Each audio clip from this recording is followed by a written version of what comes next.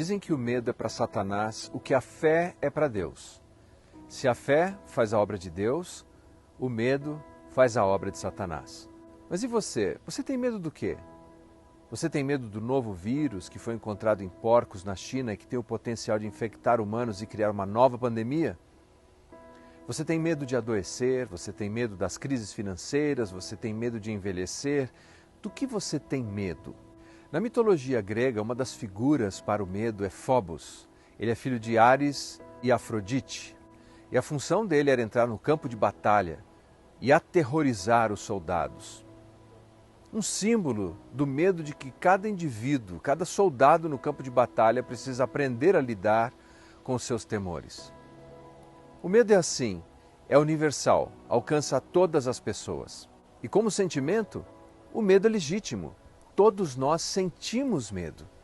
Mas se não controlarmos o medo da maneira correta, se não lidarmos com ele de modo saudável, o medo nos paralisa. E aí o medo é um veneno mortal, tal qual as vítimas da Medusa se paralisavam de medo ao verem os seus cabelos como cobras dançantes sobre a sua cabeça.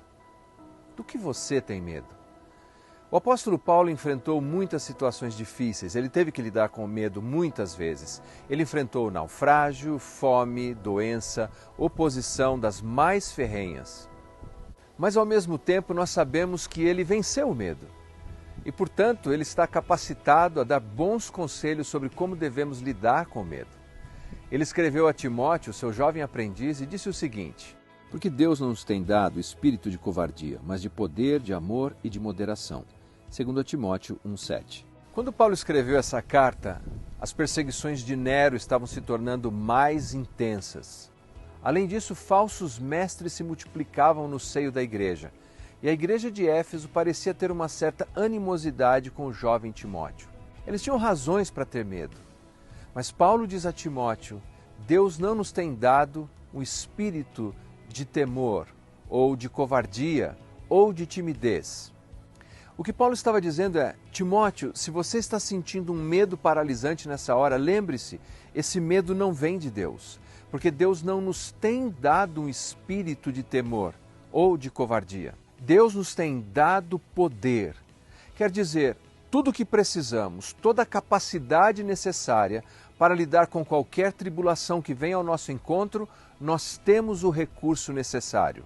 Ele diz: Deus nos tem dado amor. Veja, esse é o tipo de amor que nos coloca em movimento, é a força motriz mais virtuosa que existe. O meu amor por Deus me faz entrar em ação e o meu amor ao próximo me faz não ser alguém egoísta e servir aqueles que estão à minha volta, me faz agir com bravura e coragem.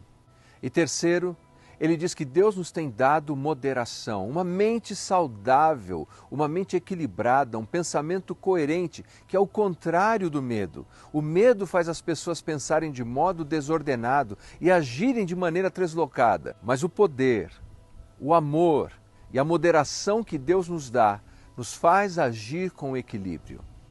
O ciclo vicioso é simples. A incredulidade gera medo e o medo é alimentado pela incredulidade. Mas Deus nos liberta do medo quando nós entendemos que a fé é a ferramenta de Deus.